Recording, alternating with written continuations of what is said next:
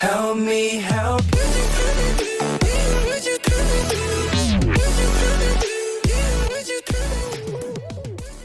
I do not know if we could have broken the Britain's garrison without the help of Hrothgar. Now our paths were parting, and this mighty son of Northumbria was setting out to continue his struggle against Ethel's army. As for us, we could head to Lindisfarne. There was only one obstacle left on our way. A heavily guarded bridge to the island where the monastery was situated. To overcome it, we needed additional manpower.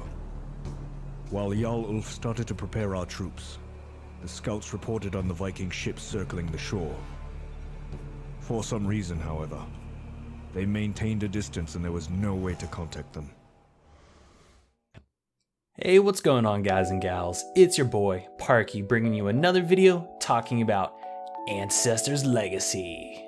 If you're anything like me, you don't have nearly as much free time to play all the video games you wanted to like back in the day.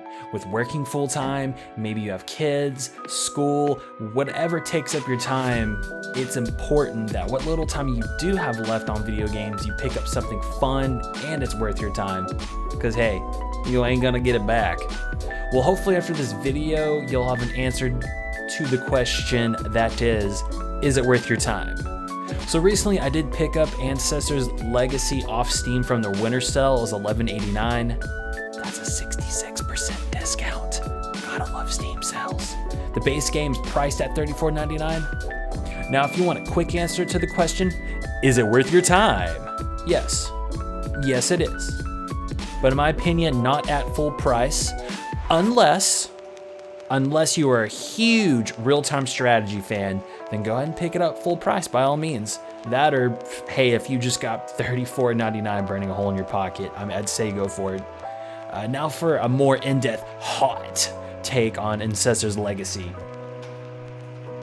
Ancestors Legacy is a squad-based real-time strategy game inspired by medieval European history. Whether you're a real-time strategy vet or new to the genre and looking to get into a real-time strategy game, this is an amazing game for you. The campaign has 4 factions, each with their own story. You can progress through plus 1 DLC faction that adds their campaign and new units. You'll be able to plunder and pillage as Vikings, Anglo-Saxons, Germans, Slavs, and if you're willing to cough up the $10.99 for the DLC, you'll have access to Saracens, which is an Arab faction. Did I say that right? Saracens? I think it's Saracens, man. I don't know. First up, graphics. You'll have a lot of awesome options to pick from here in the graphical settings to tweak the game as pretty as your PC will allow. Currently, I'm running the game everything on Ultra, and I have a GTX 1080 i7 77K. I noticed 0 frame drops, even whenever the battles got really intense and there was a lot of things going on. I just feel like the game's optimized pretty well, and it looks really, really good for an RTS game. Even when you're zoomed in, all the way the textures, they still hold out pretty well, even when you're zoomed in.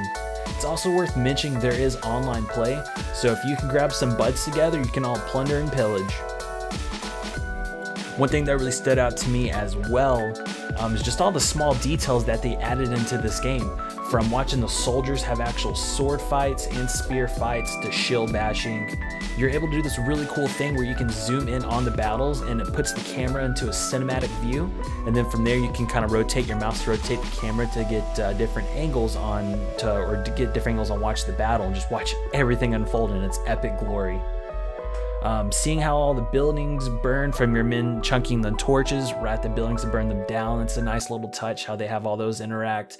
Watching their armor become more intricate and seeing all the different paintings and stuff on their shields whenever you get the opportunity to upgrade their gear down the road. Just all this attention to detail really adds to the immersion, and it's just an impressive layer of depth to the combat.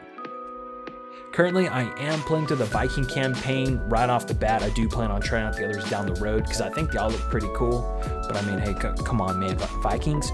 Who wouldn't pick them first? Overall, so far, the story is serviceable. I'm a little over halfway through the Viking campaign at the moment. It's good enough to want me to keep playing. Voice acting, it's half decent, it's not bad. But what really catches my attention is in between each levels, you'll be treated to a comic book / graphic novel art style which delivers the story. Personally, I love when games do this, and Ancestors Legends nails this art style. So, is Ancestor Legends worth your time? Yes. Yes, it is. For veterans or newcomers to the RTS genre, I would highly recommend checking this game out. Although, my personal opinion, not at full price. Unless you truly do love strategy games, go ahead and pick it up for the $34.99. But next time it comes on sale, pick this game up and give it a try. Cheers!